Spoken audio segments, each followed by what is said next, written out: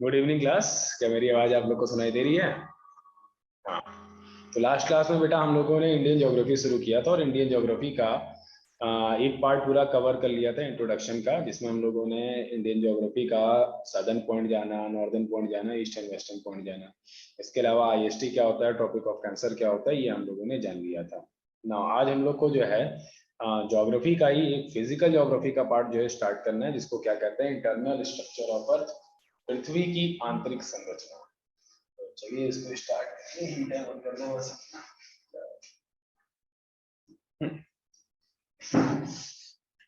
Screen को कर लेते हैं शेयर फटाफट।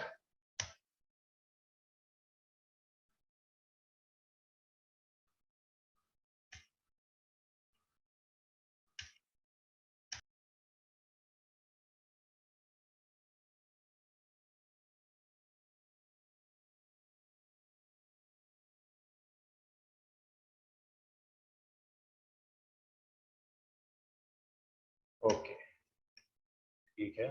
तो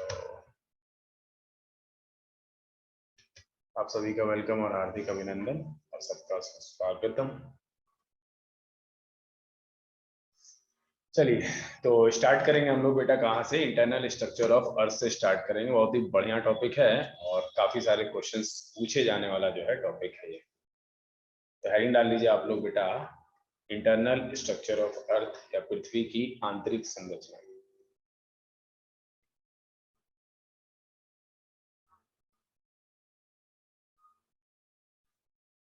ऑफ अर्थ या पृथ्वी की आंतरिक संरचना। तो पहले थोड़ा सा जो है हम लोग अपने पृथ्वी के बारे में जानेंगे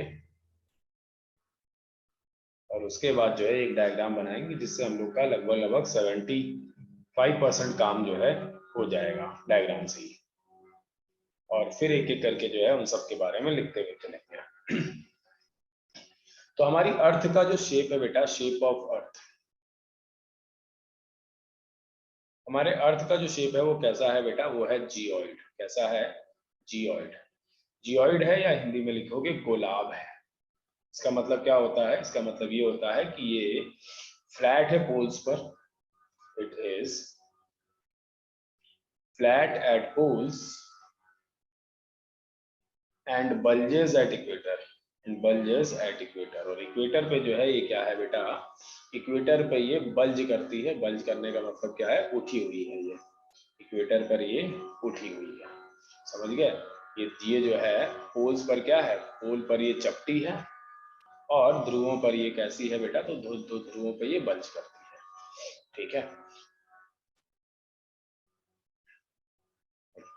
इसके अलावा अगर हम बेटा बात करें तो हमारी अर्थ को ही क्या कहते हैं? हमारी अर्थ को ही ब्लू प्लेनेट कहते हैं। It is known as blue planet.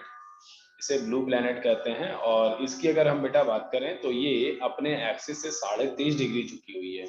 It is 23.5 degree tilted on its axis. अपने एक्सिस पर ये कितने जो है डिग्री झुकी हुई है? 23.5। इसका मतलब क्या है बेटा? ये मान लो ये सन है और ये मान लो अर्थ है, तो इसको बेटा ये बिल्कुल सीधा जो है घूमना चाहिए था ऐसे करके, लेकिन ये कैसे घूमती है बेटा? तो ये तिरछा होके घूमती है। ये इस प्रकार से जो घूमती है, ये इसका एक्सिस है। 23.5 डिग्री जो है ये क्या है? झुकी हुई है। इसके अलावा बेटा इंटरनल स्ट्रक्चर को हम लोग 3 हिस्सों में बांट सकते हैं। इंटरनल स्ट्रक्चर जो है हमारे अर्थ का, उसको हम लोग 3 हिस्सों में बांट सकते हैं। क्रस्ट मेंटल है और कोर है ना। और इनको बेटा फर्दर हम लोग दो दो हिस्सों में बांटेंगे और डायग्राम के ही मदद से जो है इसको हम लोग समझने की कोशिश करेंगे आगे। ठीक है। तो इतना पार्ट अभी आप लोग जो है नोट डाउन कर लीजिए और एक डायग्राम बनाएंगे, फिर क्रस्ट के बारे में लिखेंगे प्रॉपर, मेंटल के बारे में लिखेंगे, कोर के बारे में, और डिटेल में जो है चीजें लेके चलते हैं सब कुछ। तो इसको नोट डाउन कर लीजिए आप लोग फटाफट।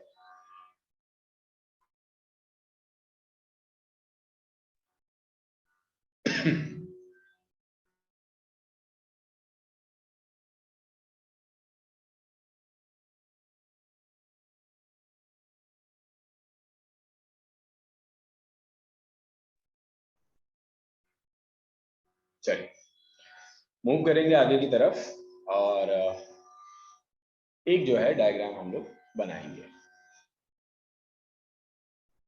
हटा रहे हैं हम सब कुछ, इसको सेव करने के बाद तो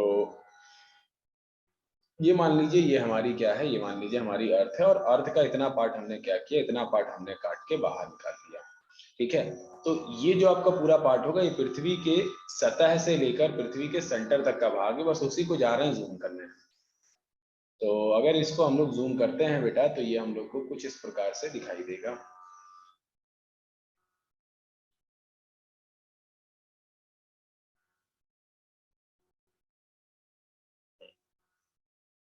ठीक है, ये पूरा हमारा कहां से कहां तक का पार्ट है, तो पृथ्वी के सरफेस से लेके, हाँ, पृथ्वी के सरफेस से लेके कहां तक का पार्ट है बेटा, तो पृथ्वी के सेंटर तक का पार्ट है।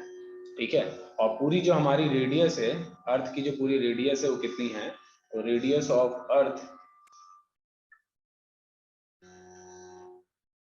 रेडियस ऑफ अर्थ ये कितनी है बेटा, तो ये है 6371 किलोमीटर। ये एवरेज लेके चलते हैं, है ना, ये एवरेज लेके चलते हैं। इतना जो है हमारा अर्थ है, यानी कि हमने यहाँ से लेकर यहाँ तक का जो पार्ट बनाया है वो कितना है बेटा, वो पूरा जो है हमने सतह से लेके सेंटर तक की जो है चले गए। अब इसको हम लोग कितने हिस्सों में बांट सकते हैं, तो इसको हम लोग बेटा 3 हिस्सों में जो है डिवाइड करेंगे। एक जो पार्ट है बेटा उसे हम लोग कहते हैं क्रस्ट, क्या कहते हैं, क्रस्ट। नीचे वाला जो पार्ट है बेटा उसे हम लोग क्या कहते हैं, तो उसे हम लोग कहते हैं मेंटल, मेंटल। और जो सबसे नीचे वाला पार्ट है उसे हम लोग क्या कहते हैं, कोर कहते हैं, कोर। इसके अलावा अगर हम बेटा बात करें तो फर्दर जो है इन लोगों को दो दो हिस्सों में जो है हम लोग ने डिवाइड किया है।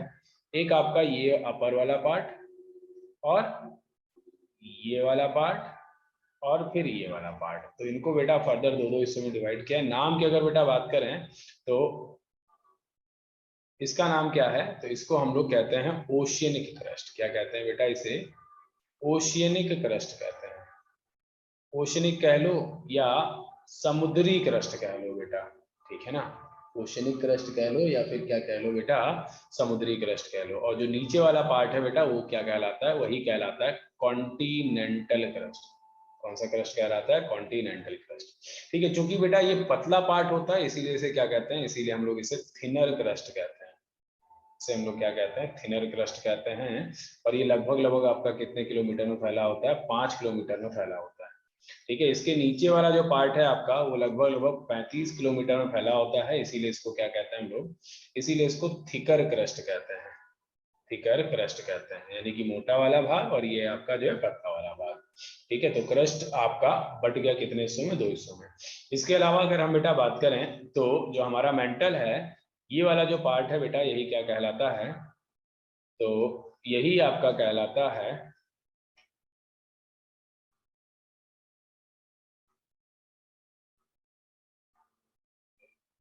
यही वाला पार्ट आपका कहलाता है अपर मेंटल, अपर मेंटल। और जो ये वाला पार्ट है बेटा यही क्या कहलाता है, यही आपका लोअर मेंटल कहलाता है। ठीक है, और जो नीचे वाला पार्ट है बेटा वही आपके कहलाते हैं आउटर कोर। और सबसे नीचे वाला आपका क्या है बेटा, इनर कोर। ठीक है, तो ये टोटल आपका अगर देखा जाए तो मोटा मोटी ये 6 भागों में जो है बटा हुआ है, जिसमें से जो अपर मेंटल है, अपर मेंटल में ही एक लेयर पाई जाती है, अपर मेंटल में ही एक लेयर पाई जाती है बेटा। और इसी लेयर को ही हम लोग क्या कहते हैं, इसी लेयर को ही हम लोग कहते हैं एस्थेनोस्फेयर। क्या कहते हैं बेटा इसे, तो इसे ही हम लोग कहते हैं एस्थेनोस्फेयर।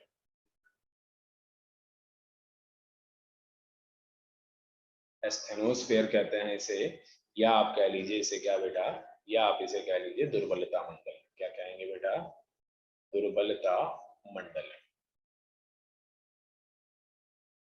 यहाँ पे टेम्परेचर सबसे ज्यादा होता है, 1900 डिग्री सेल्सियस के आसपास टेम्परेचर होता है, जिसकी वजह से इसके आसपास की चीजें क्या होती है, पिघली हुई होती हैं। तो इसी को ही जो है क्या कहा गया, इसी को ही कहा गया main source of magma, main source of magma.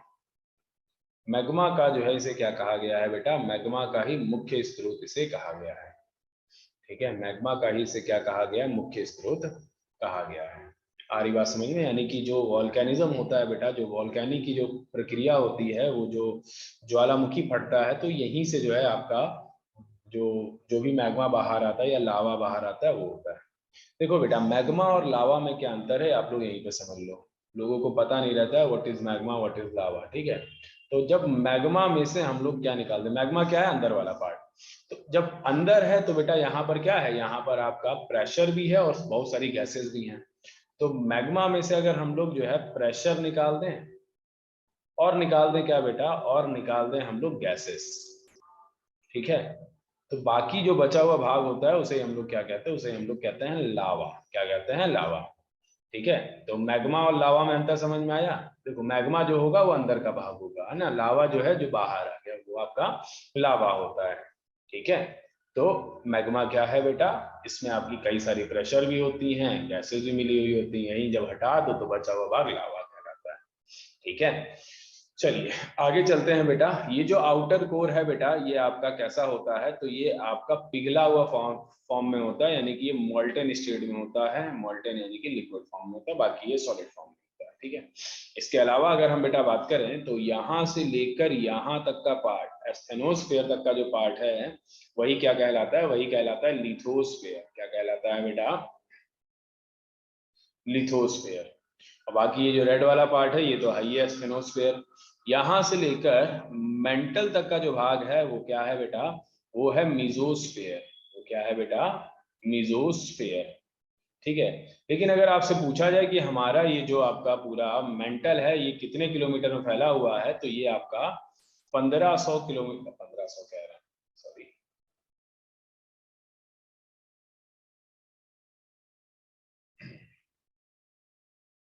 ये जो है हमारा, ये हमारा 2900 किलोमीटर में फैला हुआ है। 2900 किलोमीटर में फैला हुआ है। इसके अलावा इसके नीचे वाला जो पार्ट है बेटा, वो जो पूरा कोर वाला है, इसे ही हम लोग क्या कहते हैं, इसे ही हम लोग कहते हैं बैरिस्फेयर। बैरिस्फेयर कहते हैं या इसे ही कहते हैं गुरुमंडल। गुरुमंडल। इसके अलावा हमारी अर्थ की रेडियस कितनी है, 6371 किलोमीटर है। तो अगर हम लोग 6371 में से 2940 घटा दें, है ना, तो हमारा कोर वाला पार्ट आ जाएगा, 1 इधर आ जाएगा, 3 इधर आ जाएगा, और 13 में से 4 आ जाएगा ये आपका, और 3 3 4 3 1 ये पार्ट हो जाएगा आपका, है ना।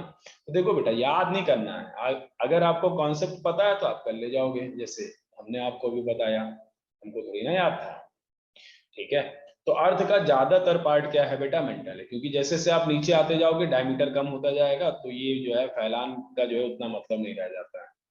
आ रही बात आप लोग को समझ में? तो इसको जो है आप लोग नोट डाउन कर लीजिए, बना लीजिए अभी के अभी। कुछ बात और जो है यहाँ पर मैं आप लोग को बताऊंगा, कुछ बात और मैं आप लोग को बताऊंगा, फिर जो है एक एक करके जो है हम लोग को सारे जो है के बारे में पढ़ लेना है। कहने का मतलब क्या, क्रस्ट पढ़ लेंगे, मेंटल पढ़ लेंगे और कोर पढ़ लेंगे डिटेल में।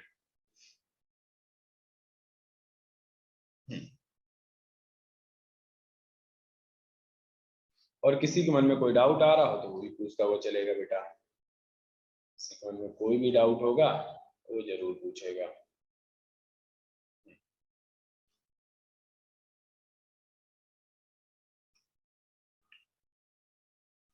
इसके अलावा अगर हम बेटा बात करें, आपसे पूछा जाए कि कॉन्टिनेंटल क्रस्ट और ओशनिक क्रस्ट को अलग क्या करता है, तो अलग करता है कॉनराड डिसकंटिन्यूटी। क्या नाम है बेटा इसका, कॉनराड डिसकंटिन्यूटी, या इसी को हिंदी में क्या कहते हैं, कॉनराड अलगाव कहते हैं। डिसकंटिन्यूटी का मतलब क्या है, अलगाव। ठीक है ना, कॉनराड अलगाव। ठीक है, और अगर आपसे पूछा जाए क्रस्ट को मेंटल से क्या अलग करता है, तो क्रस्ट को मेंटल से अलग करता है मोहो डिसकंटिन्यूटी। मोहो डिसकंटिन्यूटी। ठीक है, और अगर आपसे पूछा जाए अपर मेंटल को लोअर मेंटल से क्या अलग करता है, तो आप कहोगे रैपिडी डिसकंटिन्यूटी। रैपिडी डिसकंटिन्यूटी। और अगर आपसे कहा जाए कि मेंटल को कोर से क्या अलग करता है, तो आप कहोगे कि ये अलग करता है ग्यूटेंसबर्ग डिसकंटिन्यूटी। ग्यूटेंसबर्ग डिसकंटिन्यूटी। और अगर आपसे कहा जाए कि आउटर कोर को इनर कोर से क्या अलग करता है, तो आप कहोगे लेहमान डिसकंटिन्यूटी। लेहमान डिसकंटिन्यूटी। ठीक है, तो मैं फिर से रिपीट कर रहा हूं, 5 डिसकंटिन्यूटीज है हमारे पास। कॉनराड डिसकंटिन्यूटी बेटा ओशनिक क्रस्ट को कॉन्टिनेंटल क्रस्ट, या फिर ये कहेगा कि हाइट, क्योंकि ऊपर आपका क्या है, ऊपर आपका पानी है ना, ऊपर आपका क्या है बेटा, ऊपर आपका पानी है। तो या फिर ये आपसे पूछा जाएगा कि हाइड्रोस्फीयर को लिथोस्फीयर से क्या अलग करता है, तो वहां पर भी आंसर क्या होगा बेटा, वहां पर भी आंसर होगा आपका कॉनराड डिसकंटिन्यूटी। ठीक है, अगर आपसे कहा जाए क्रस्ट को मेंटल से कौन सी लाइन अलग करती है, तो आपका आंसर होगा मोहो डिसकंटिन्यूटी। क्या आंसर होगा बेटा, मोहो डिसकंटिन्यूटी। और अगर आपसे कहा जाए अपर मेंटल को लोअर मेंटल से क्या अलग करती है, तो आपका आंसर होगा रैपिडी डिसकंटिन्यूटी। इसके अलावा मेंटल को कोर से क्या अलग करता है, तो ग्यूटेन्सबर्ग डिसकंटिन्यूटी, ग्यूटेन्सबर्ग डिसकंटिन्यूटी। और आउटर कोर को इनर कोर से क्या अलग करता है बेटा, तो इसे ही हम लोग कहते हैं लेहमान डिसकंटिन्यूटी, लेहमान डिसकंटिन्यूटी।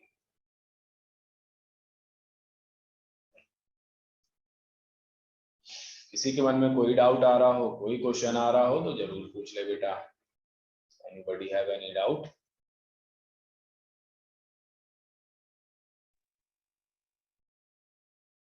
कोई डाउट नहीं है आप लोग को? हाँ ठीक है, मतलब बोलते रहो बीच में कि पता चलता रहे कि आप लोग को सुनाई दे रहा है। लिथोस्फीयर को ही हिंदी में हम लोग कहते हैं थलमंडल, इसी को ही कहते हैं मध्यमंडल, और इसी को ही क्या कहते हैं बेटा, गुरुमंडल। ठीक है, तो इसको मैं सेव कर ले रहा हूँ, इसकी फोटो भी जो है मैं आप लोग को ग्रुप पे जो है डाल दूंगा, आप लोग देख लेना। और हो गया हो तो बता दीजिए, आगे की तरफ बढ़े हम, एक एक करके अब सबके बारे में पढ़ना है।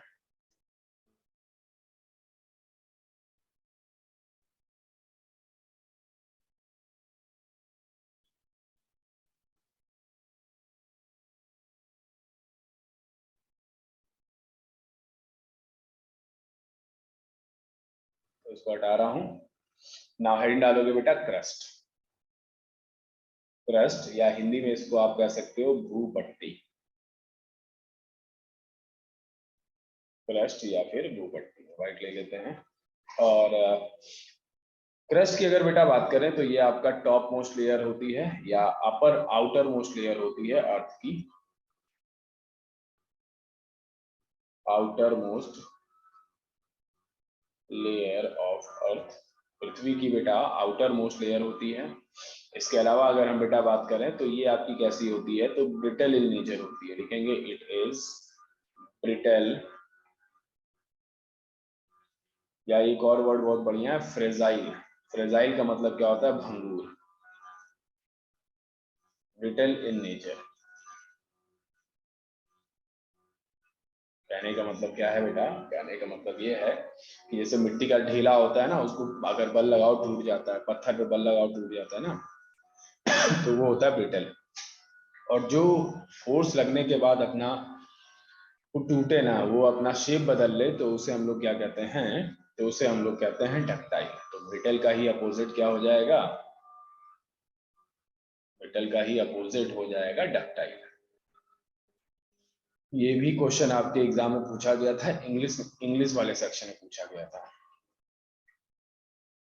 चलिए आगे की अगर बेटा बात करें तो बाय वॉल्यूम ये 1% है, लिखेंगे it is 1% by volume and 0.5% by mass. Volume के हिसाब से जो है ये आपका कितना है, तो वॉल्यूम के हिसाब से ये 1% होता है, और बाय मास ये 0.5% है। यानी कि हम कह रहे हैं कि पृथ्वी 100 किलो की है, ध्यान से क्वेश्चन सुनना मेरा, पृथ्वी 100 किलो की है, तो जल्दी से आप लोग बताओ बेटा कि क्रस्ट का मास कितना होगा, कमेंट करिए। पृथ्वी 100 किलो की, तो क्रस्ट का मास कितना?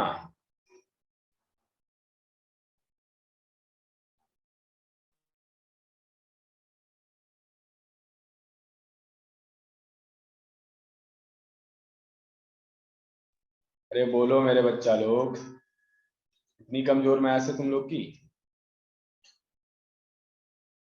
लग रहा है मैथ्स भी पढ़ाना पड़ेगा। 1% होता तो 1 किलो हो जाता, आधा परसेंट तो आधा किलो है, या अगर ऐसे नहीं निकाल पाते तो देखो ये सब मन में करने वाली चीज है, कैलकुलेट करने वाली नहीं, मैं बता रहा हूँ फिर भी 0.5% है ना, परसेंट हटाओगे तो 100 नीचे बढ़ेगा, कट गया ये 0.5 kg आ गया, यानी कि आधा किलो आ गया या 500 ग्राम आ गया, समझे। तो it is 1% by volume and 0.5% by mass. ठीक है, इसके अलावा बेटा अगर हम लोग बात करें तो डेंसिटी क्या होती है, डेंसिटी यहाँ पर जैसे जैसे हम लोग नीचे जाते हैं वैसे वैसे बढ़ती है, धरती के अंदर की बेटा बात करें, लेकिन यहाँ पर उल्टा है बेटा, यहाँ पर जो आपकी ओशियनिक क्रस्ट है वो ज्यादा डेंस होती है in comparison to continental crust. तो यहाँ पर ये चीज फॉलो नहीं होता, बाकी हर जगह जो है यही फॉलो होगा, जैसे जैसे नीचे जाओगे वैसे वैसे हाइट के साथ डेंसिटी आपकी क्या होगी, बढ़ेगी। यहाँ पर थोड़ा सा उल्टा है, लिखोगे बेटा इट्स डेंसिटी, एवरेज डेंसिटी लिखोगे बेटा क्रस्ट की, अभी क्रस्ट पढ़ रहे हैं ना, एवरेज डेंसिटी ऑफ क्रस्ट ये आपकी कितनी है बेटा, तो ये आपकी वेरी करती है, ठीक है ना, और वेरी करते हुए एवरेज जब निकाला गया तो कितना आया 2.7 ग्राम पर सेंटीमीटर क्यूबिक, ठीक है ना, 2.7 ग्राम पर सेंटीमीटर क्यूबिक। और ये जो इसका रेंज होता है बेटा वो कहाँ से कहाँ तक होता है, तो इसका रेंज होता है 3.3 तक जो है जाता है, 2 पॉइंट से लेकर 2.5 से लेके 3.3 ग्राम पर सेंटीमीटर क्यूबिक की जो है इसका रेंज जाता है। हालांकि एवरेज ही आपसे पूछा जाएगा तो एवरेज आपको पकड़ के चलना है, और अगर आपसे पूछा जाए कि average density of earth overall पूरे अर्थ की डेंसिटी, तो एवरेज डेंसिटी ऑफ अर्थ कितनी होती है बेटा, तो ये याद रखना आप लोग, ये भाई जाहिर सी बात है इससे ज्यादा ही होगी, तो कितना होता है बेटा 5.51 ग्राम पर सेंटीमीटर क्यूबिक, ठीक है। तो ये जो है आपका क्या है एवरेज डेंसिटी ऑफ अर्थ, उससे क्या है बेटा, उससे ये कम है, समझ गए आप लोग, उससे ये कम है। इसके अलावा बेटा इसका जो थिकनेस है वो कितना जो है होता है, तो थिकनेस आपका 8 किलोमीटर से लेकर 40 किलोमीटर तक जो है इसका क्या होता है, थिकनेस होता है।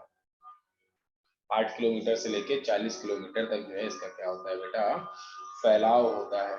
इसीलिए मैंने आप लोग को बताया था कि 5 किलोमीटर तो आपका क्या है थिनर क्रस्ट है, और 35 किलोमीटर क्या है आपका थिकर क्रस्ट है, तो लगभग लगभग 40 किलोमीटर जो है आपका आ जाता है, ठीक है।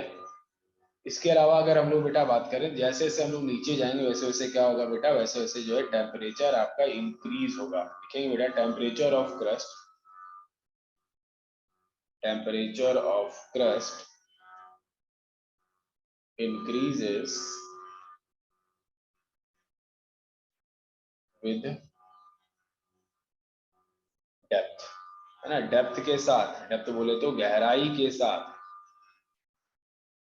गहराई के साथ बेटा जो क्रस्ट क्रस्ट का जो टेम्परेचर होता है, जो तापमान होता है वो क्या होता है बेटा, वो इंक्रीज करता है, ठीक है ना, इंक्रीज करता है। और जैसे से हम लोग बेटा नीचे जाते हैं तो यहाँ पर जो टेम्परेचर हो जाता है बेटा वो कितना हो जाता है, तो यहाँ पर टेम्परेचर आपका 200 से लेकर 400 डिग्री सेल्सियस के बीच में जो है क्रस्ट में आपका नीचे टेम्परेचर हो जाता है, ठीक है ना। और कितना जो है टेम्परेचर जो है इंक्रीज होता है, तो लगभग लगभग 30 degree Celsius for every kilometre, ठीक है ना, लिखोगे बेटा टेम्परेचर इंक्रीजेस 30 डिग्री सेल्सियस पर किलोमीटर, हर 1 किलोमीटर पे लगभग लगभग आपका 30 डिग्री सेल्सियस जो है तापमान क्या होता है बेटा, इंक्रीज हो जाता है,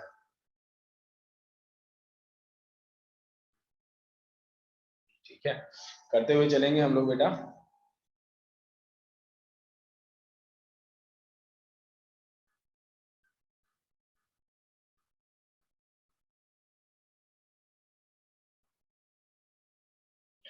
चलिए आगे की तरफ हम लोग मूव करेंगे, हटाते हुए चल रहे हैं ताकि जगह बनती चले, और एक एक पार्ट को जो है करते हुए चलेंगे हम लोग।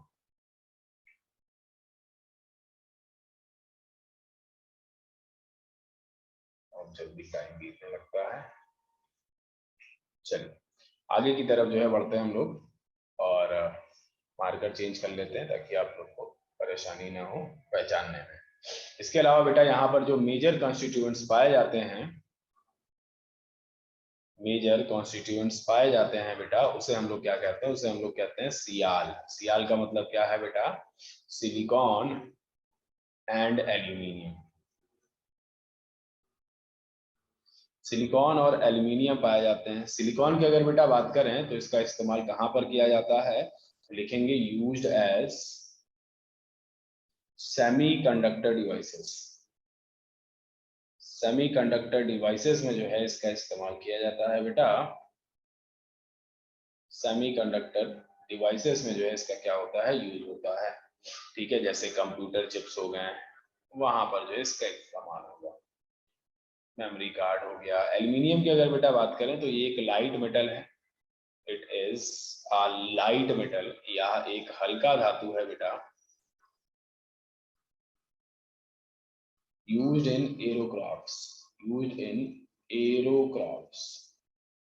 एरोक्राफ्ट्स में जो है इसका इस्तेमाल किया जाता है। कहाँ पर इस्तेमाल होता है बेटा, एरोक्राफ्ट्स में इस्तेमाल होता है। ठीक है, एरोक्राफ्ट्स में इसका इस्तेमाल होता है।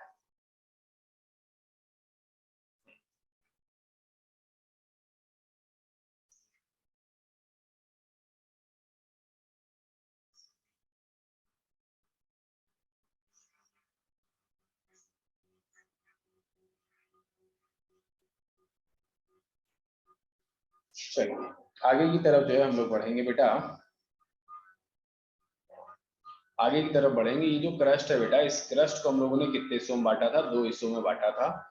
एक तो था जिसे हम लोगों ने क्या कहा, ओशियनिक क्रस्ट, ओशियनिक क्रस्ट। और याद रखना बेटा, ओशियनिक क्रस्ट जो होता है ये आपका मोर डेंस होता है, ये ज्यादा डेंस होता है, मोर डेंस। इसीलिए जब पहाड़ वगैरह बनते हैं, जब माउंटेन्स बनते हैं, तो ओशियनिक क्रस्ट क्या होता है, ओशियनिक क्रस्ट नीचे बैठ जाता है। ठीक है, और कॉन्टिनेंटल क्रस्ट जो है बेटा, कॉन्टिनेंटल क्रस्ट, वो आपका क्या होता है, वो आपका लाइट होता है। इसीलिए बेटा ये वाला जो पार्ट होता है, ये वाला पार्ट आपका ऊपर की तरह जो है आ जाता है। और कॉन्टिनेंटल क्रस्ट की अगर बेटा बात करें तो यहाँ पर क्या क्या पाया जाता है, तो यहाँ पर पाया जाता है sodium potassium aluminium silicate rocks. Sodium comma potassium comma aluminium silicate rock. इसके अलावा बेटा ग्रेनाइट्स वगैरह भी जो है यहीं पर पाए जाते हैं। ग्रेनाइट वगैरह भी यहीं पर जो है पाए जाते हैं। ठीक है, हाँ ना। अब हम लोग जो है जानेंगे कि हमारे क्रस्ट में कौन सी चीजें सबसे ज्यादा पाई जाती है। ठीक है, तो हेडिंग डालोगे बेटा, most abundant element of earth crust. Most abundant element of earth crust, जल्दी से हेडिंग डाल लीजिए आप लोग। Most abundant element of earth crust।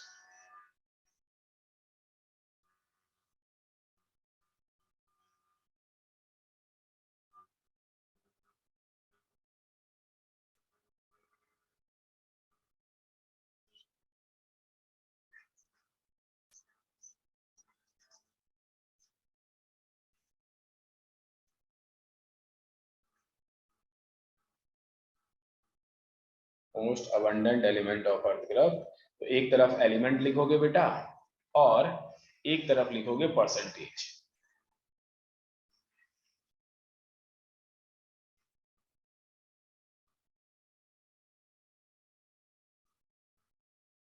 Most abundant element of earth crust।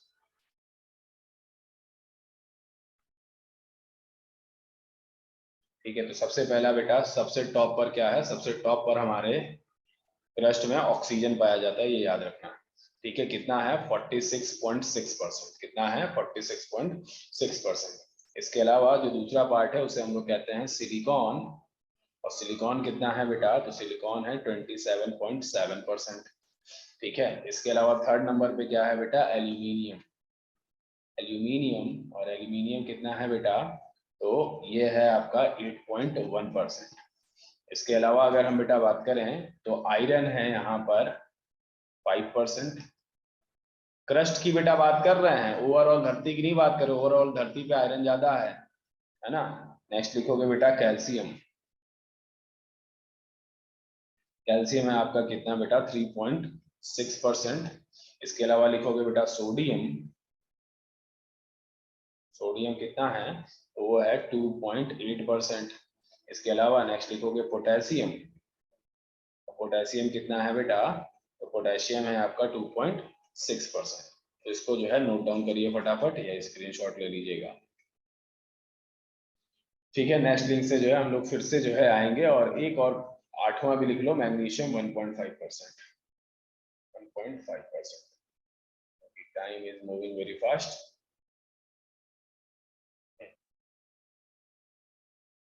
तो ये जो है हमारे कहाँ का है बेटा कॉम्पोजिशन, अर्थ क्रस्ट का है।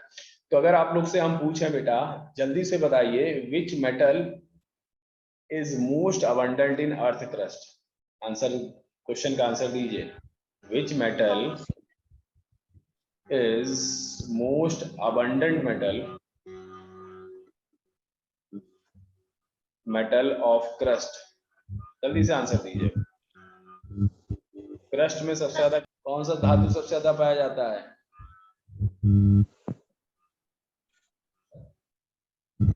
एक बच्चे का आंसर है, बाकी लोग भी आंसर दो। शांत क्या बैठे रहते हो तुम लोग? Sir oxygen. ऑक्सीजन मेटल है?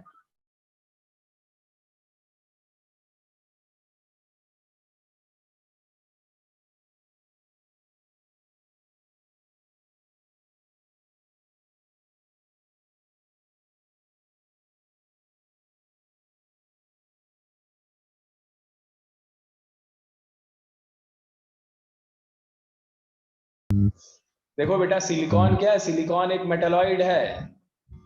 मैंने पूछा है मेटल, ऑक्सीजन क्वेश्चन गैस को है। ध्यान से, मीडियम करेक्ट आंसर होगा। ये क्वेश्चन आया हुआ है आपके एसएससी में ही। क्वेश्चन यहाँ पे सब कुछ लिखा हुआ है, क्वेश्चन भी पूछा जा रहा है, फिर भी गलत बता रहे हो। ऑक्सीजन गैस है बेटा मेटल, तो एल्यूमिनियम होगा आंसर। ठीक है, एग्जामिनर ऐसे ही घुमा के पूछेगा तुम लोगों से और मार दोगे सिलिकॉन टिक बस। तो यहाँ पर हम लोग ने किसके बारे में पढ़ लिया, सबसे पहले जो हम लोग ने पढ़ लिया है क्रस्ट के बारे में, है ना। अब सेकंड लेयर पे जाइए, और पृथ्वी को आप मेंटल कह सकते हो क्योंकि पृथ्वी का आपका ज्यादातर पार्ट क्या है बेटा, मेंटल है। पृथ्वी का ज्यादातर पार्ट क्या है बेटा, मेंटल है। ठीक है, तो मेंटल की अगर बेटा बात करें 2900 किलोमीटर में ये फैला हुआ पार्ट है। 2900 किलोमीटर में ये फैला हुआ पार्ट है। और आपसे पूछा जाएगा क्रस्ट को मेंटल से क्या चीज अलग करता है, तो मोहोरोविक डिसकंटिन्यूटी। क्या नाम है बेटा, मोहोरोविक डिसकंटिन्यूटी सेपरेट करता है किसको किसको, तो सेपरेट करता है ये क्रस्ट को मेंटल से। क्रस्ट को मेंटल से जो है ये क्या करता है बेटा, ये आपका सेपरेट करता है। ठीक है, इसके अलावा मेंटल की अगर हम बेटा बात करें तो ये हमारे पृथ्वी का कितना परसेंट जो है वॉल्यूम है, तो लिखोगे बेटा it is 84% by volume and it is 84% by volume and 67% by mass। यानी कि हम कह रहे हैं कि पृथ्वी जो है कितने किलो की है, पृथ्वी 500 किलो की है। तो जल्दी से बताओ बेटा मास कितना हो जाएगा पृथ्वी का, मेंटल का मास कितना हो जाएगा पृथ्वी 500 किलो की।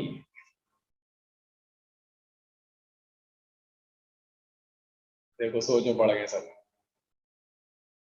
अरे भाई 100 किलो का होता तो 67 मास होता, है ना। 500 किलो है तो बस 5 से गुणा कर लो, है ना। ये आ जाएगा 5 5 6 या 35 और 3 और आपका आ जाएगा, है ना, 335। वेरी गुड मयूरी, शाबाश।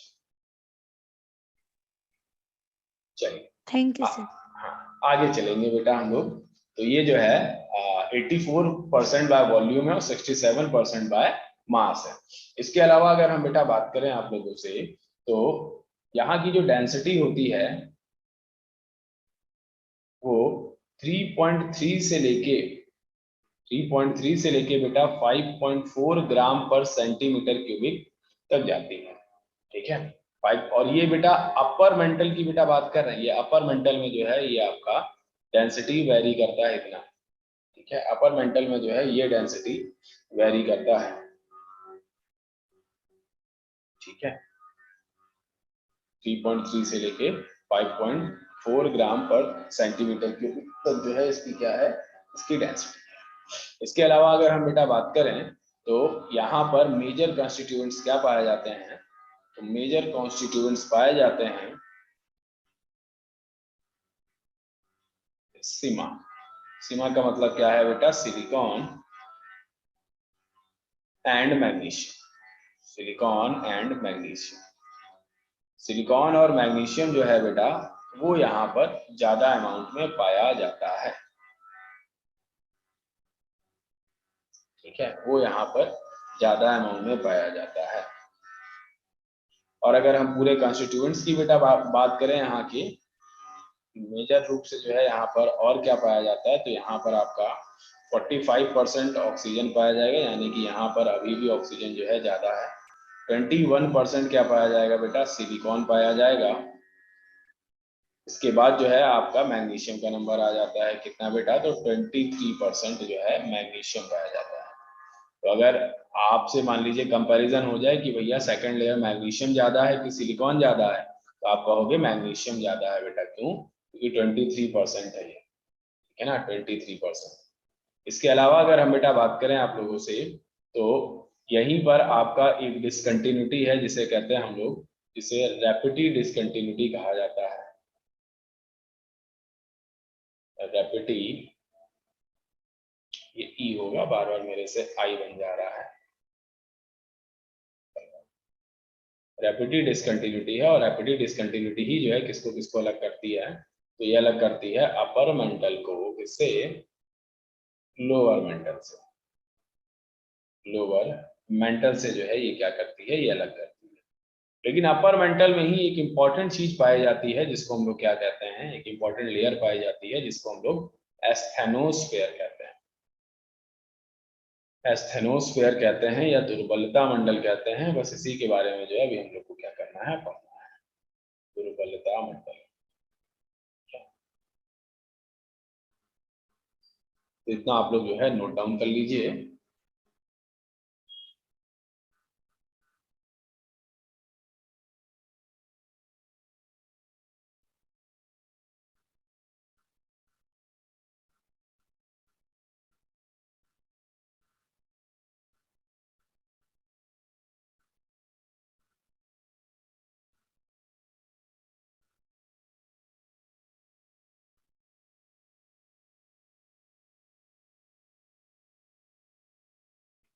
चलिए मूव करेंगे आगे की तरफ, हम लोग और चलेंगे आगे की तरफ। इसको सेव कर लेते हैं।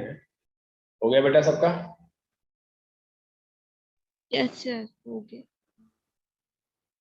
इसके अलावा बेटा यहाँ पर क्या होता है, यहाँ पर जो है प्रेशर जो है काफी ज्यादा होता है।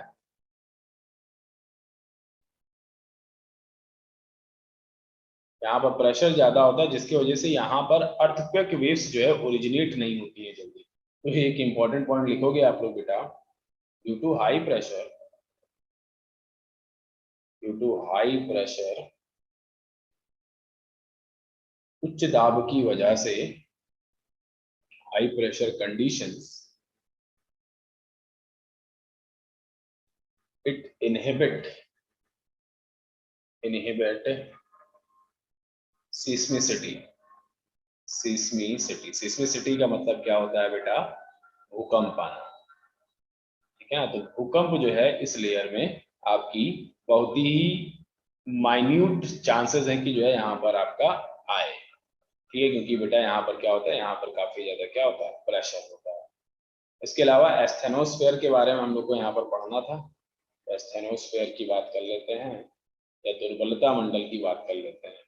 कुछ चीजें तो मैंने आप लोग को ऑलरेडी बताई थी कि यहाँ टेम्परेचर आपका लगभग लगभग 1900 डिग्री सेल्सियस होता है बेटा। कितना होता है, 1900 डिग्री सेल्सियस होता है। और इसका जो आपका वो है एक्सपेंशन है, वो कितना है बेटा, तो वो 80 से 200 किलोमीटर तक जो है ये फैला हुआ है। 80 से 200 किलोमीटर तक जो है आपका जो एस्थेनोस्फेयर होता है बेटा, ये फैला होता है। ये क्या होता है बेटा? It is highly viscous, it is highly viscous. Viscous का मतलब क्या होता है बेटा? तो लेयर बाय लेयर जो है आगे बढ़ने वाला, है ना। Comma mechanically weak, mechanically week,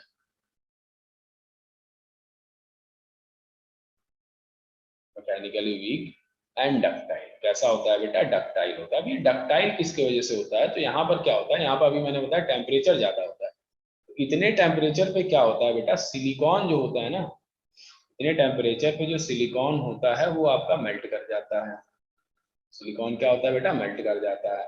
जिसकी वजह से जो एस्थेनोस्फेयर है, यही जो है क्या कहलाता है? यही मेन सोर्स ऑफ मैग्मा कहलाता है, मेन सोर्स ऑफ मैग्मा। और जब भी बेटा वॉल्केनिज्म होगा, जब भी आपका क्या होगा बेटा? वॉल्केनिज्म होगा या ज्वालामुखी क्रिया होगी, तो वहां पर आसपास जो रॉक्स पाए जाएंगे वो कौन से पाए जाएंगे? तो वो पाए जाते हैं बेसाल्ट रॉक। कौन से पाए जाते हैं बेटा? बेसाल्ट रॉक पाए जाते हैं, ये हमेशा याद रखना। और वहां पे जो सॉइल पाई जाती है वो कौन सी पाई जाती है? वो ब्लैक सॉइल पाई जाती है।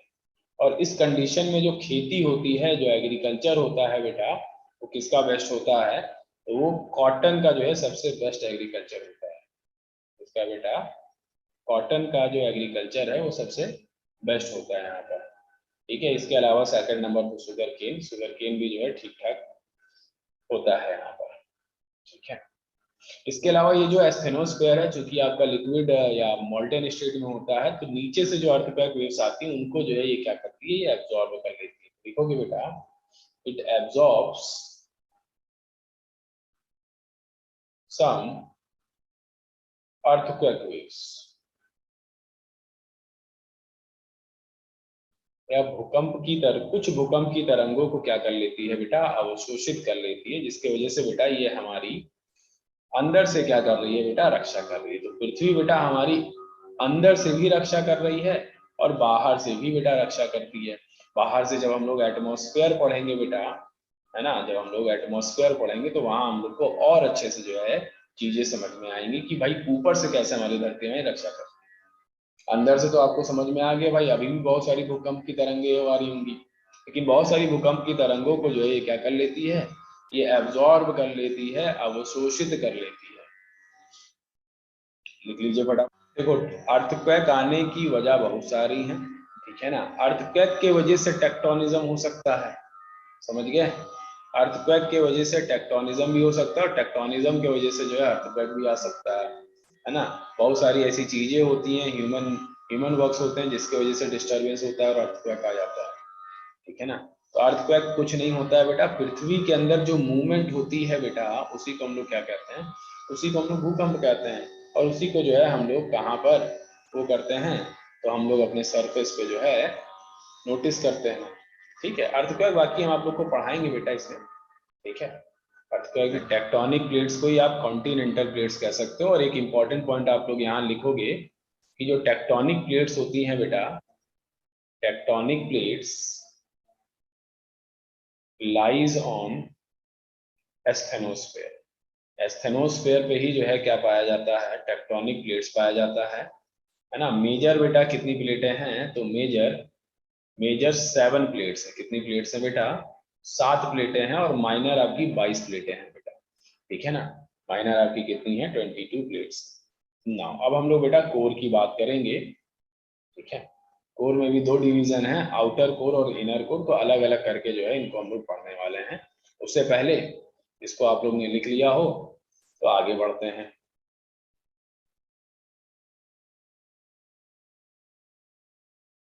चलिए हटाए, ना यस सर। हुआ करे तो आप लोग बता दिया करो। मूव करते हैं आगे की तरफ। तो हेडिंग डालोगे बेटा कोर।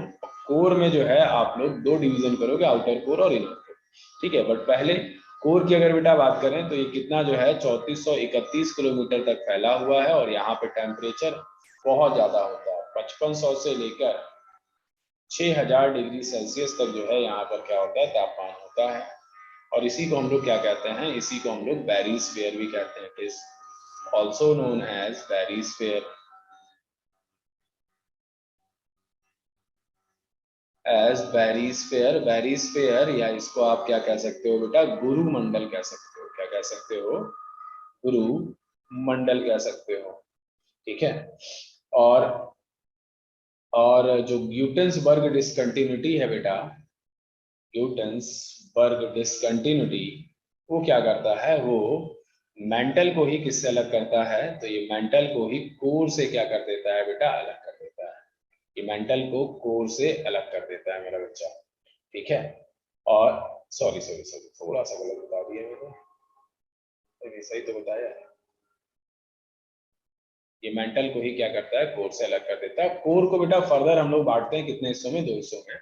एक तो है आउटर कोर और एक है इनर कोर। कोर को हिंदी में क्या कहते हैं, क्रोड कहते हैं बेटा। ठीक है। इनर कोर, आउटर कोर और इनर कोर को जो डिवाइड करता है बेटा, उसे हम लोग क्या कहते हैं, तो उसे हम लोग कहते हैं लेहमान डिसकंटिन्यूटी। क्या कहते हैं बेटा, लेहमान डिसकंटिन्यूटी कहते हैं। ठीक है, इसे अपन लोग लेहमान डिसकंटिन्यूटी कहते हैं। तो एक एक करके जो है पढ़ेंगे। पहले हम लोग आउटर कोर पढ़ेंगे, तो हेडिंग डालोगे बेटा द आउटर कोर, तो आउटर कोर।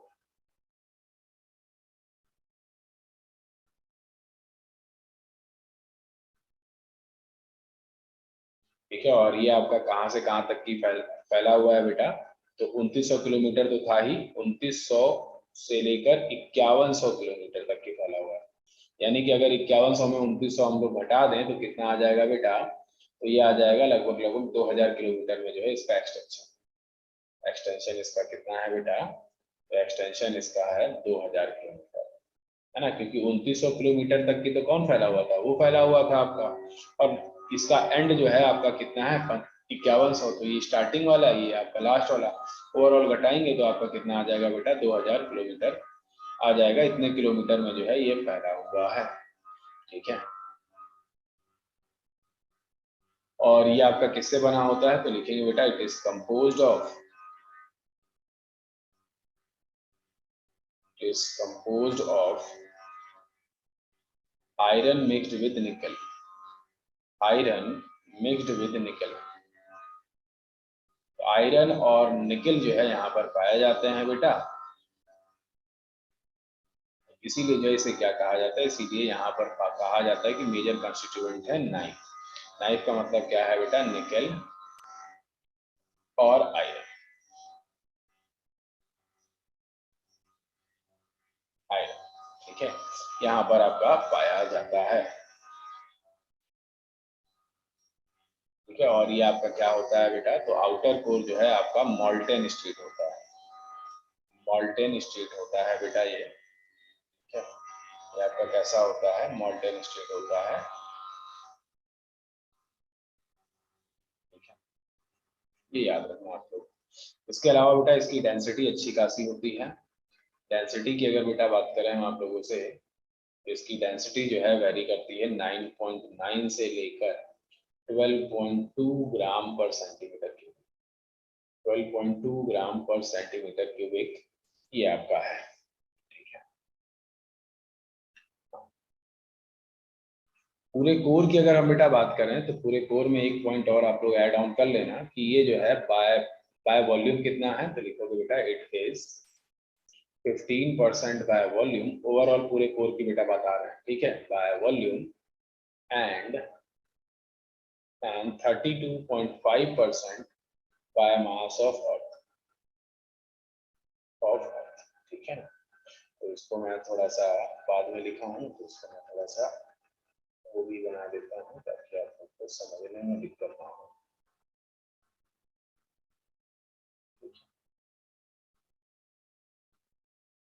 बाकी डिटेल्स पर भी तो आप लोगों को लिखा ही है। ये आपका मेंटल और कोर को फर्दर जो है बताएगा। ठीक है, तो नोट डाउन कर लीजिए फटाफट आप लोग इसको। और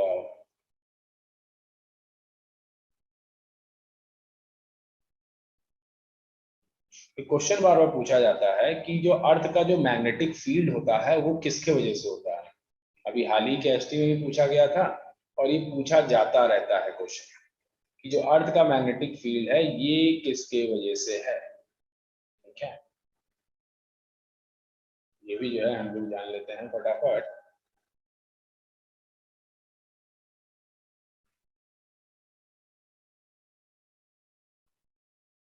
चलिए वही हटा देते हैं, लिखा रहता है। देखेंगे बेटा, डायनोमी थ्योरी, कौन सी थ्योरी बेटा, डायनेमो थ्योरी सजेस्ट दैट, क्या सजेस्ट करती है या क्या बताती है, दैट कन्वेक्शन इन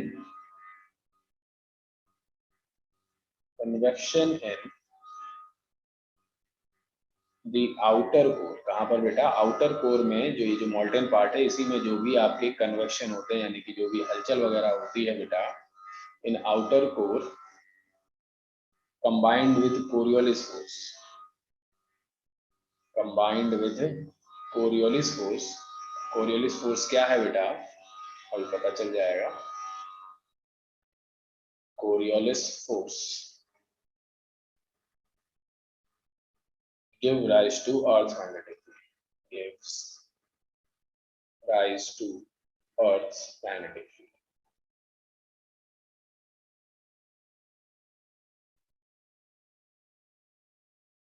अर्थ का जो मैग्नेटिक फील्ड का जो कॉन्सेप्ट है वो डायनामिक थ्योरी ने जो है दिया था, और इन्होंने ये बताया था कि जो कन्वेक्शन है आउटर कोर का, जो भी हलचल होता है आउटर कोर का, अगर वो आपका मिलता है किससे, कोरियोलिस फोर्स से, क्योंकि हमारी धरती क्या हो रही है बेटा, हमारी धरती अपनी सतह अपने एक्सिस पे घूम रही है, तो उसकी वजह से एक फोर्स जनरेट होता है जिसको कोरियोलिस फोर्स कहते हैं। इन दोनों को ही के ही वजह से जो है हमारी पृथ्वी का क्या है, हमारी पृथ्वी का मैग्नेटिक फील्ड है। तो हमारी जो पृथ्वी है बेटा एक बड़े से मैग्नेट की तरह जो है क्या करती है, बिहेव करती है, एक बड़े से मैग्नेट की तरह बिहेव करती है। नाउ हेडिंग डालोगे आप लोग बेटा, the inner core, the inner core,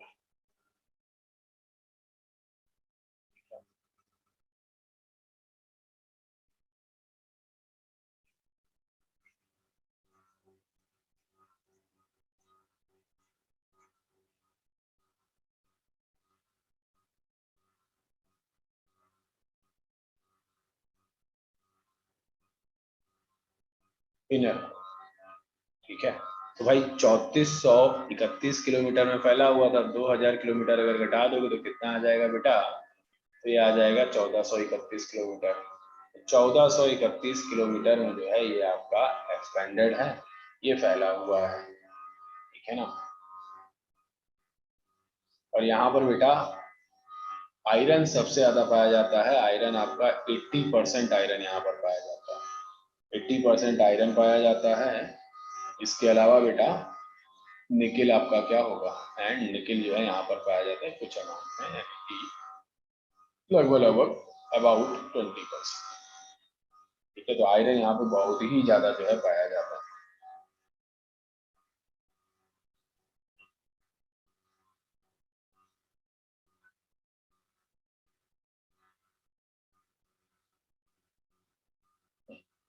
इसके अलावा अगर हम बेटा बात करें तो लिखोगे आप लोग यहाँ पर बेटा कोई भी जो है मैग्नेटिक फील्ड नहीं होती है, क्योंकि जो है ये बहुत ही ज्यादा क्या होता है बेटा, गर्म होता है। तो लिखेंगे बेटा, the solid inner core, the solid inner core is too hot, it's too hot to hold a permanent magnet, ठीक है। बहुत ज्यादा हॉट होता है, इसकी वजह से जो है यहाँ पर मैग्नेटिज्म का जो है पार्ट नहीं जो है आता है। इसके अलावा अगर हम बेटा बात करें तो यहाँ की जो डेंसिटी होती है वो सबसे ज्यादा होती है, यानी कि यहाँ की डेंसिटी 12.6 से लेकर बेटा 13 ग्राम पर सेंटीमीटर क्यूबिक तक जो है इसकी क्या होती है बेटा, डेंसिटी होती है।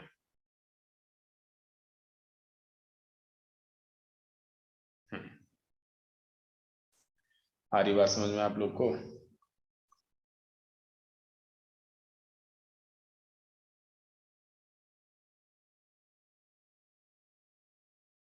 और एक और इंपॉर्टेंट पॉइंट लिखोगे, मैं यहाँ पे लिख रहा हूं ऊपर, लिखोगे बेटा अर्थ inner core rotates,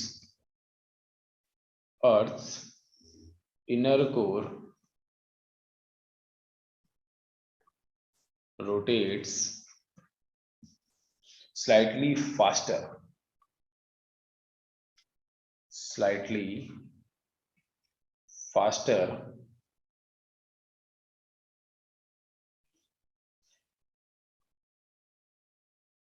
to the rotation of surface, to the rotation of surface. हमारी जो पृथ्वी की सतह जो है जिस स्पीड से घूम रही है उससे भी तेजी से जो है इनर कोर जो है घूमता है।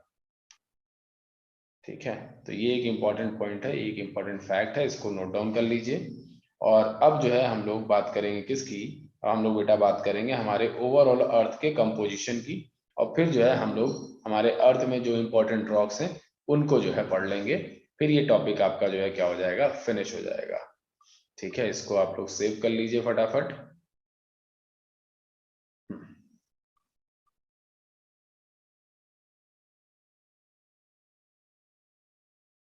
हटा रहा हूं मैं, और हेडिंग डालोगे बेटा मोस्ट अबंडेंट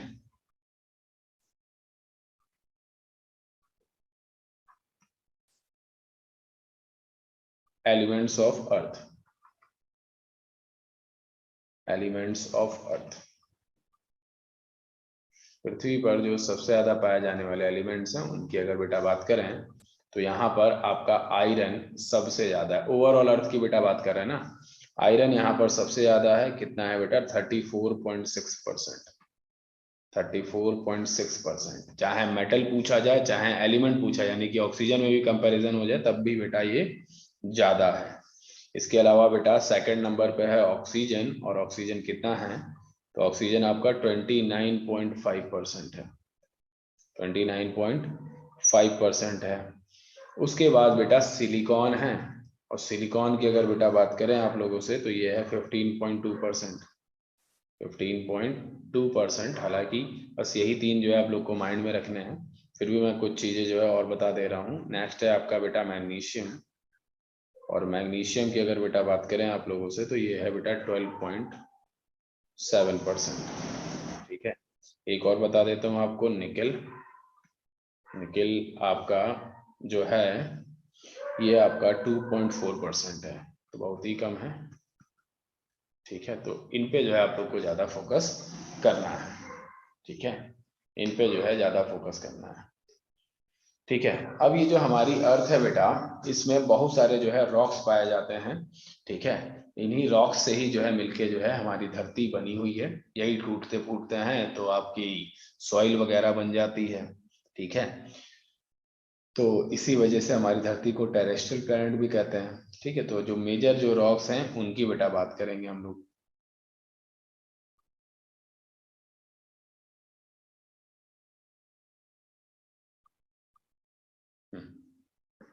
चलिए इसको हटाते हैं, और हेडिंग डालोगे बेटा major rocks of earth,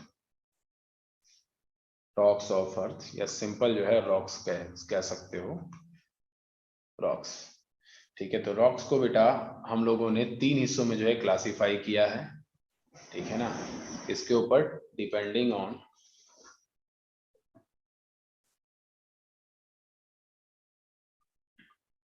on the process of their formation, on the process of their formation,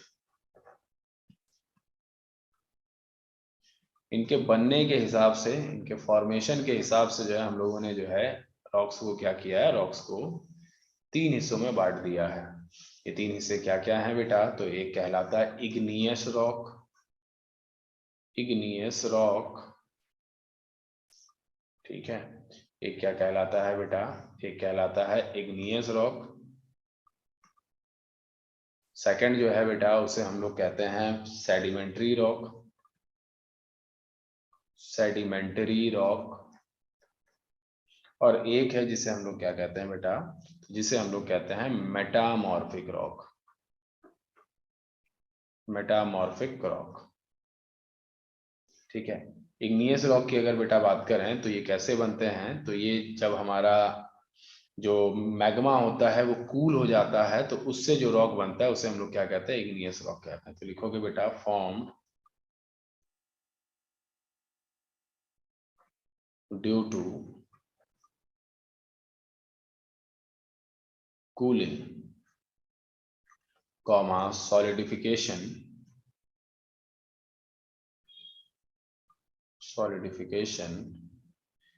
of hot molten magma, of hot molten magma. ठीक है, जब मैग्मा जो है हमारा क्या हो जाता है, ठंडा हो जाए और सॉलिड हो जाए तो उससे जो रॉक बनता है उसे हम लोग क्या कहते हैं, उसे हम लोग इग्नियस रॉक कहते हैं। और ये जो इग्नियस रॉक है बेटा इसे प्राइमरी रॉक भी कहते हैं। तो लिखोगे बेटा it is also known as primary rocks. क्या कहते हैं बेटा इसे, तो इसे हम लोग कहते हैं प्राइमरी रॉक्स। ठीक है ना, क्योंकि बेटा ये तुरंत जो है बने होते हैं, है ना, क्योंकि ये डायरेक्टली जो है किससे बने होते हैं, मैग्मा से बने होते हैं, इसी वजह से। ठीक है, ये आपके कैसे होते हैं, तो ये आपके हार्ड होते हैं, लिखेंगे बेटा दे आर हार्ड, ये आपके हार्ड होते हैं। हार्ड के अलावा बेटा ये आपके ग्रैन्युलर होते हैं, यानी कि बीच बीच में स्पेसेस होते हैं बेटा, ग्रैन्युलर। इसके अलावा अगर हम बेटा बात करें तो क्रिस्टलाइन होते हैं, क्रिस्टलाइन रॉक्स ये होते हैं। ठीक है, इसके अलावा इसमें कोई भी फॉसिल नहीं पाया जाता है, ये इंपॉर्टेंट है बेटा। There is no fossils found इन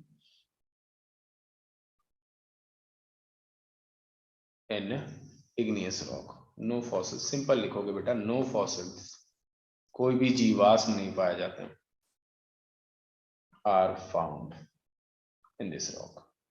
ठीक है,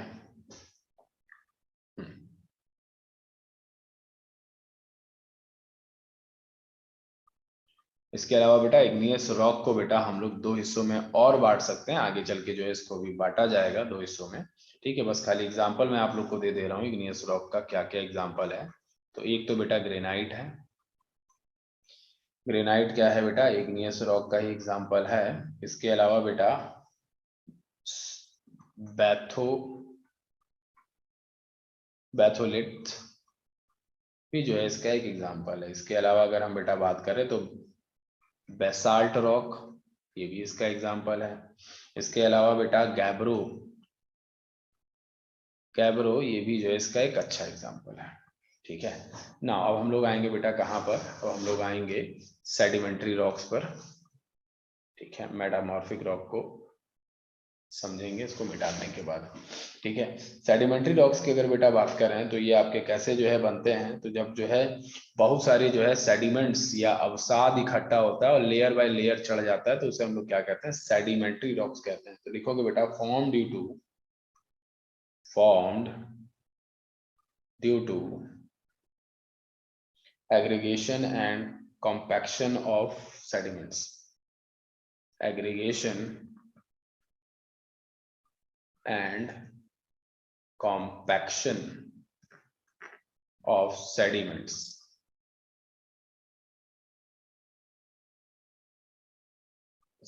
इसके अलावा बेटा मतलब जब जो है लेयर बाय लेयर जो है चीजें इकट्ठा हो जाती है तो वो सेडिमेंट्री रॉक्स कहलाती है। इसके अलावा बेटा इसमें फॉसिल्स पाए जाते हैं, तो fossils are found, fossils are found. For example मैं आप लोग को दे रहा हूँ, जैसे ये मान लो पहाड़ है ना, ये आपका एक ऐसा एरिया जहां पर बेटा यहाँ से पानी आ रहा है, तो पानी अपने साथ बहुत सारे चीजें जो है लेकर आता है, तो जो चीजें बेटा यहाँ पर इकट्ठा होती चली जाती है लेयर बाय लेयर, तो बस उन्हीं रॉक्स को क्या कहते हैं, सेडिमेंट्री रॉक्स कहते हैं। अब इन पानी के साथ बेटा बहुत सारे जो है जीव जंतु भी आ जाते हैं, वो भी जो है इन्हीं में जम जाते हैं, इसीलिए बेटा फॉसिल्स जो है इसमें क्या होता है, फॉसिल्स इसमें पाया जाता है। आ रही बात समझ में आप लोग को ना। अब हम लोग बेटा आएंगे किस पर, अब हम लोग आएंगे मेटामॉर्फिक रॉक पर। ठीक है, मेटामॉर्फिक रॉक पर आएंगे। हाँ, सीधे सेडिमेंट्री रॉक का एग्जांपल अगर लिखना चाहो तो लिख लो बेटा, लाइम स्टोन है, सैंड स्टोन है, मैं लिख देता हूँ एग्जांपल में लिख लो लाइम स्टोन, सैंडस्टोन। इसके अलावा जो है लिख सकते हो बेटा क्ले, क्ले भी जो है इसी में आ जाता है आपका। ये सेडिमेंट्री रॉक्स है, ठीक है ना। हेडिंग डाल लीजिए आप लोग बेटा, क्या हेडिंग डाल लीजिए आप लोग, मेटामॉर्फिक रॉक्स। फटाफट जो है आते हैं किस पर, फटाफट आते हैं मेटामॉर्फिक रॉक्स पर। हाँ, टाइम भी जो है ज्यादा नहीं बचा हुआ है, तो मेटामॉर्फिक रॉक्स हम लोग कर लेते हैं फटाफट।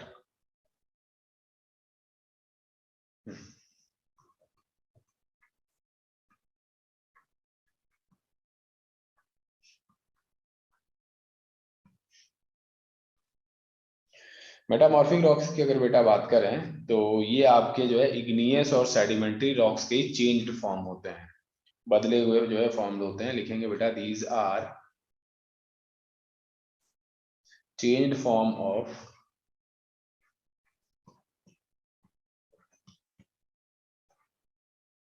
igneous and sedimentary rocks। Change form of sedimentary rocks होते हैं, ठीक है। और ये बेटा बहुत ही जो है क्या होते हैं, ब्यूटीफुल भी होते हैं, ब्यूटीफुल भी होते हैं, ठीक है ना। तो इन्हीं के जो एग्जांपल हैं वो क्या है बेटा, वो है मार्बल। तो अलग अलग जो है टाइप से जो है इसको हम लोग बेटा कहाँ पर लगाते हैं, घरों में लगाते हैं। एग्जाम्पल अगर आप लोग जो है लिखना चाहो तो मार्बल तो लिख ही लिया आप लोगों ने, क्वार्टजाइट, क्वार्टजाइट। इसके अलावा अगर हम बेटा बात करें आप लोगों से, स्लेट है ना। स्लेट, स्लेट बेसिकली किससे बना होता है, तो स्लेट बेसिकली क्ले से बना होता है ना। मैंने क्या बताया था कि ये सेडिमेंट्री रॉक्स या इग्नियस रॉक के ये क्या होते हैं, चेंज्ड फॉर्म होते हैं। तो क्ले क्या है बेटा, क्ले सेडिमेंट्री रॉक है, और क्ले से क्या बन गया, स्लेट बन गया। आ रही बात समझ में आप लोग को। तो इस हिसाब से जो है आपके क्या होते हैं, मेटामॉर्फिक रॉक्स होते हैं, ठीक है। और एक टर्म और बेटा पूछा गया है कि वेदरिंग क्या होता है। वेदरिंग क्या होता है बेटा, तो वेदरिंग क्या है, इसका मतलब होता है ब्रेक डाउन ऑफ रॉक्स। क्या होता है बेटा, ब्रेक डाउन ऑफ रॉक्स। पत्थरों का टूटना ही क्या कहलाता है बेटा, वेदरिंग कहलाता है, ठीक है। पत्थरों का टूटना ही क्या कहलाता है, वेदरिंग कहलाता है, ठीक है। तो इसको फटाफट जो है आप लोग कॉपी में नोट डाउन कर लीजिए। किसी के मन में कोई भी डाउट आ रहा हो, कोई भी क्वेश्चन आ रहा हो तो वो पूछ ले फटाफट, ठीक है। किसी के मन में कोई डाउट है तो पूछ ले। नेक्स्ट क्लास में आप लोग को आज हम लोगों ने ये वाला पार्ट किया है, ठीक है। और अब जो है इसके ऊपर चलेंगे और करेंगे क्या बेटा, करेंगे हम लोग एटमॉस्फेयर ऑफ अर्थ डिटेल में। जैसे बेटा ये सारी चीजें डिटेल में जो है करवा रहे हैं, वैसे ही जो है उसको भी हम लोग डिटेल में ही करेंगे। अगर आप लोग ने इससे पहले ये वाला टॉपिक पढ़ा होगा तो ये सब जो है आप लोग को नहीं बताया गया होगा, क्योंकि समय का अभाव रहता है यहाँ पे, पूरा समय का वो है, तो एक एक चीज जो है आप लोग को करवाते हुए चलना है।